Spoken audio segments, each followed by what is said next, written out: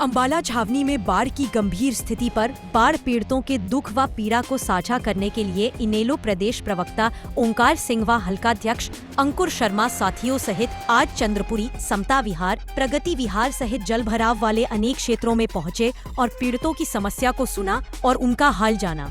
इस अवसर पर ओंकार सिंह ने कहा कि केंद्र सरकार हरियाणा को बाढ़ग्रस्त प्रदेश घोषित करे और विशेष पैकेज की घोषणा करे। बाढ़ व बारिश ने अंबाला छावनी प्रशासन और अनिल विज द्वारा करवाए गए कार्यों की पोल खोल दी है। अंबाला छावनी की जनता जान चुकी है कि सिर्फ डर और दबाव की राजनीति के अलावा अंबाला छावनी में कुछ नहीं हुआ और अब इस डर और दबाव की राजनीति का अंत निश्चित है। उन्होंने कहा कि यदि अनिल विज समय रहते बाढ़ग्रस्त प्रदेश घोषित कर ले और विशेष पैकेज की घोषणा कर ले तो प्रगति विहार में कोई बात इस बात के लिए निहत्पूर्ण गणित करनी पड़ेगी। अनिल विज ने समय रहते टांगरी नदी की दूसरी तरफ बांध बनाया होता और नदी को गहरा, पक्का व बांध मजबूत करने का कार्य किया होता तो न तो आज दूसरों से सफाई दिलवानी पड़ती, न ही इंडस्ट्रियल एरिया में हजारों करोड़ की बर्बादी होती और जल भराव से प्रभावित जनता को राहत भी मिलती। आज जनता पीड़ित व प्रभावित है और इनेलो का प्रत्येक कार्यकर्ता जनता के साथ खड़ा है।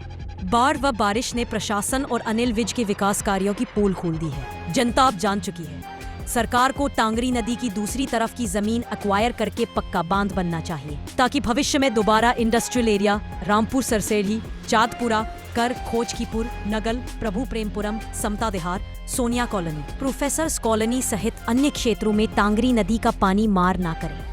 उन्होंने कहा कि अन्य लोगों से सफाई दिलवाई जा रही है कि हम बांध बनना चाहते थे, हमें जमीन नहीं दी गई। हम टांगरी नदी को 6 फुट खुदवाना चाहते थे, हमें खोदने नहीं दिया गया, जो कि सरासर झूठ व गलत है। सरकार अगर चाहे तो टांगरी नदी की जमीन एक्वायर कर सकती है, जनहित में कौन मना करेगा। जमींदार को मुआवजा मिलना चाहिए। जहां तक टांगरी नदी की 6 फुट मिट्टी उठाने की बात है तो सिर्फ नगर परिषद की मलकियती भूमि से मिट्टी उठाई गई और कई स्थान ऐसे हैं जहां पर 16 से 20 फीट तक मिट्टी उठा ली गई। हम चिल्लाते रहे लेकिन कोई सुनवाई नहीं हुई। आज अपनी नाकामियों को छुपाने के लिए जनता में भ्रम पैदा किया जा रहा है। जनता जान चुकी है कि सिर्फ डर, दबाव, झूठ और भ्रम पैदा करने की राजनीति की जा रही है। उन्होंने मांग की कि इंडस्ट्रियल एरिया में उद्योगपतियों को जितना नुकसान हुआ है उसका 150% मुआवजा दिया जाए। घरेलू सामान के नुकसान का पूरा मुआवजा दिया। किसानों की बर्बाद हुई फसल का मुआयना करवाकर 5,000 रुपए प्रति एकड़ की भरपाई की जाए। जिनके पशु बाढ़ में बह गए या मर गए, इनको नए पशु खरीदने के बराबर रकम दी जाए और जो व्यक्ति इस आपदा में अपनी जान खो चुके हैं उनके परिवार वालों को एक सरकारी नौकरी और 1 करोड़ रुपए का मुआवजा दिया जाए।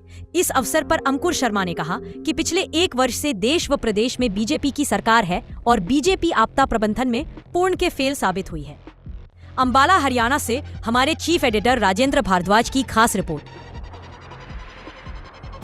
इंडस्ट्रियल एरिया के सामने स्कूल वाली गली से हैं। हमारे एरिया में जो है काफ़ी टाइम से जो है जल भराव रह रहा है। हमारे ये नहीं है कि टांगरी नदी का ही पानी आता है, हम ऐसे भी पानी में हमेशा ही डूबे रहते हैं। थोड़ी सी बारिश होती है तो हमारे पूरे एरिया में पानी हो जाता है। स्कूल वाले बच्चे स्कूल नहीं जा पाते, बुजुर्ग जो है घरों में बॉन्ड हो जाते हैं।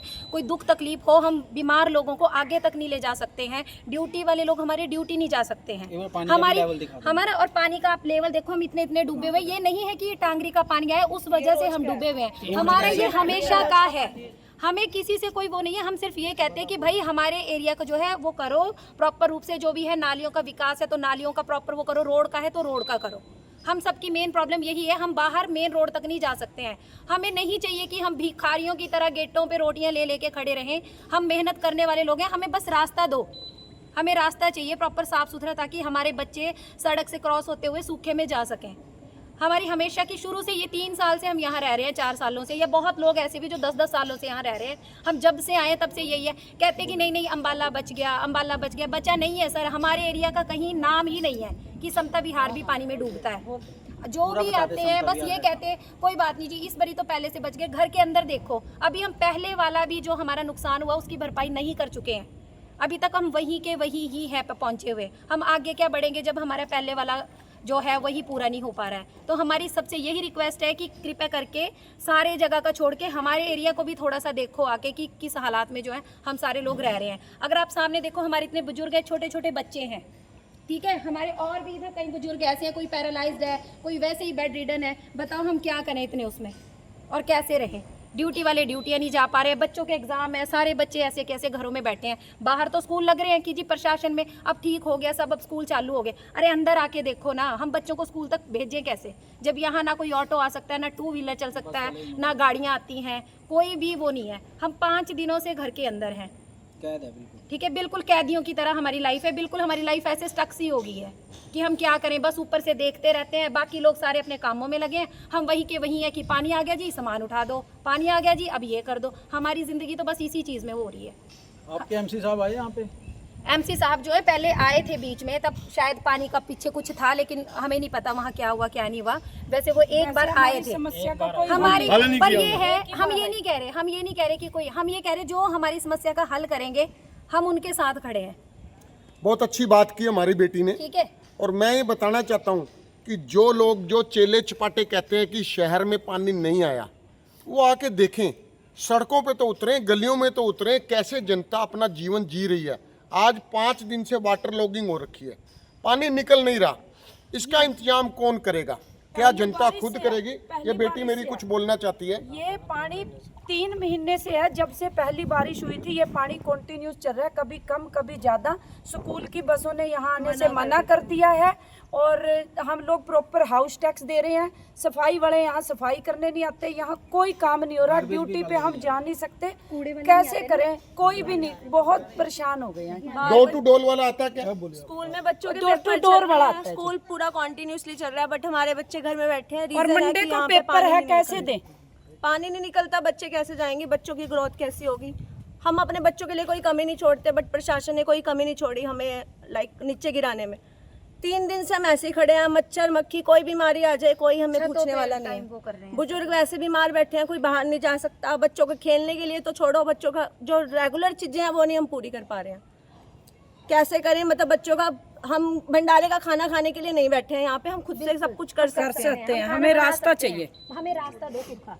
बहुत अच्छी बात करी हमारी बेटियों ने कि हमें भंडारे का खाना नहीं चाहिए। चाहिए, हम सक्षम है, खाना बना सकते मेहनत कर हैं, सकते हमारे पास अनाज है, लेकिन हमारी सड़कें, हमारी नालियां प्रॉपर कीजिए। कोई राजनीति ना करो, सिर्फ राजनीति करने के लिए ना हो, आप काम करने के लिए आओ। यहाँ का जो उस्मान है उसको हमने बुलाया है, वो आके यहाँ पे खुद देखेगा कि पानी कैसे निकलेगा।